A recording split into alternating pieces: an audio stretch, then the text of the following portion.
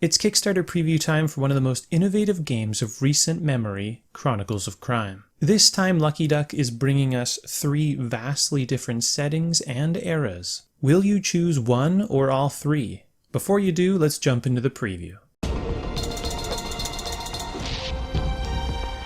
Hello everyone and welcome back to the BattleCast. If you're watching this, it means you're interested in the Kickstarter campaign for Chronicles of Crime Millennium, and I've got a lot to say. Now, Chronicles of Crime has become a staple in the crime-solving genre of games, and for good reason. It's been racking up awards left, right, and center, and this is largely due to its clever use of an app which creates clever dialogue choices and memorable crime scene investigations. If you're not really sure what Chronicles of Crime is as a system or how it plays, definitely go ahead and check out my review of the original game, or check out my recent gameplay preview of Chronicles of Crime Millennium 1400. These videos will be linked in the description below. Now, as you may have guessed, this series of Chronicles of Crime is called Millennium, and that's because the first game takes place in the 1400s, and the last game takes place in the 2400s. It literally spans 1,000 years of crime-solving history. Now, interesting to note is throughout all 3 games you play as members of the Lavelle family, and furthermore the game takes place always in Paris, though 1,000 years will do wonders to a city, let me tell you. You've got the 1400s Lavelle laying down the law and making a history for themselves, and the poor 2400 Lavelle just trying to live up to their 12 seconds later. great-great-grandfather's reputation. Talk about a lot of pressure. So I'm going to try and briefly summarize the settings and the unique gameplay features of the 3 games as follows. In the 1400 edition of Millennium, you are Abelard Lavelle, a knight of some repute. You have been blessed with prophetic visions of crimes past or soon to be committed. You also, and probably most importantly, have a pet companion in the form of a dog. And adorably, people throughout the story interact with your dog. It's awesome. He's 1 part tracker, 1 part therapy dog, and his name is Dog. What a hero. 1400, which I personally received a prototype of, is actually a really cool game. They really nail the art style, making it seem old school. Women who are 30 years old look like they're 80 years old, because obviously back in 1400 the life expectancy was not very good. And probably the most innovative feature is these prophecy cards. Because when you start a case, you kind of have like a flashing sequence of prophecy cards, and it really just kind of shows you the trajectory of your case. And furthermore, it really helps you stay on track and not overlook areas and items and persons of great importance. I think that 1400, as a result, is probably a bit more beginner-friendly. Moving on now to the 1900 edition of Chronicles of Crime Millennium. In this game, you play as a journalist, Victor Lavelle. Now, this version of the Millennium series, although probably a little less unique in theme, especially given that we had Chronicles of Crime Noir come out, does boast something very unique. In fact, I would say the most unique of the whole series, and that is escape room type puzzles. Now, personally, I suck at escape rooms. I have a record of 0 for 4 in the physical world. This might be the game I need so I can practice and lose in the privacy of my own home.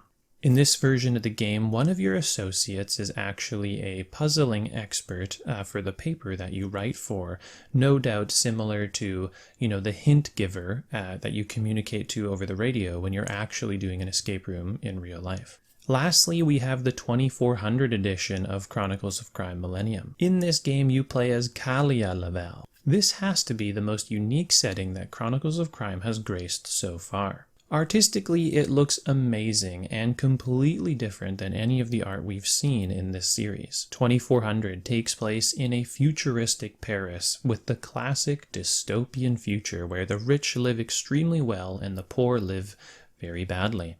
It's kind of like 1400, I suppose, when you think about it. Not a lot has changed in 1,000 years. Most interestingly, in 2400, you are able to augment yourself with varying implants that will heighten certain aspects of your crime solving. Additionally, you actually play 2400 in 2 different worlds. You play in the physical world and the digital world. Well, if it ain't broke, don't fix it, right? Well, Lucky Duck has done so anyway with this series, and here's how. There's a couple features that Lucky Duck has added to the Millennium series of Chronicles of Crime.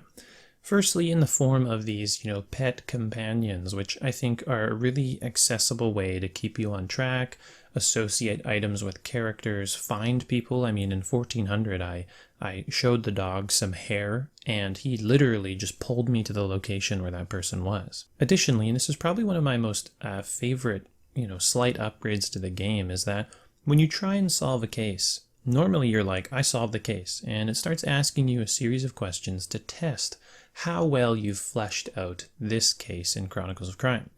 Now in Millennium Edition, what they do is they ask you kind of a leading question. They'll be like, yeah, who killed him? And if you pick the wrong answer, it'll say, actually, you probably need to do a little more research. And this is nice because nothing feels worse than, spending an hour and 20 minutes trying to solve the case, making all your guesses, and then up comes the answer sheet being like, you failed, you were completely off the mark. So this actually prevents you from accidentally finding out all the answers, which, most cases in Chronicles of Crime you play once. Maybe if you're playing with a bunch of new friends, it'll be worth, just being along for the ride, but mostly they're one and dones.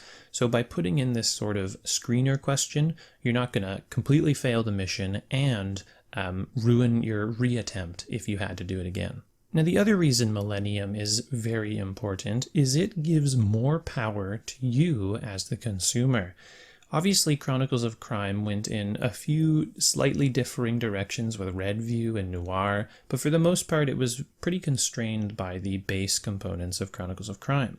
Now, maybe they came out with one or two scenarios that you loved, like maybe the vampire one, or maybe one of the more hardcore cases.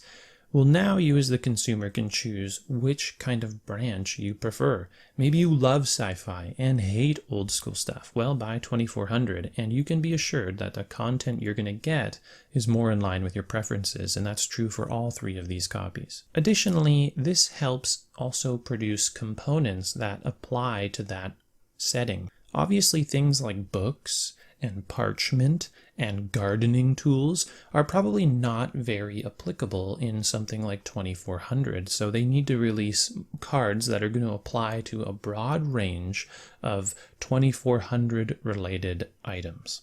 And for 1900, there are no components in any of the Chronicle of Crimes games that support puzzle solving. So again, it's important to make their own game so that if you like puzzle solving and escape rooms, you're going to get those components through which they can build more scenarios off of. So there you go. That's kind of the summary of Chronicles of Crime Millennium. I did play 1400. I had an absolute blast, and I found it to be just a little bit more streamlined than previous versions of Chronicles of Crime.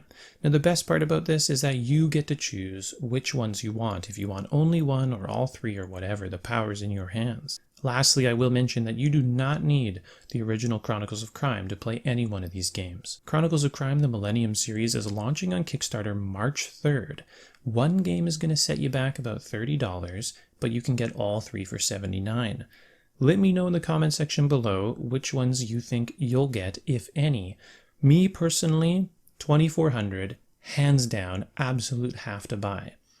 I'm not sure if I actually am that interested in escape rooms given my abysmal track history, but maybe that's all the more reason to give it a shot. And 1400 seems like a safe bet. It seems very beginner friendly. Thank you so much for watching this Kickstarter preview video, and I'll see you next video. Thanks for watching. I hope you enjoyed the video. Please consider supporting the channel by liking this video or subscribing to the channel, and especially hitting that bell icon. Feel free to leave comments in the comments section below. I love talking with you guys. Until next video, I'll see you then. Thanks.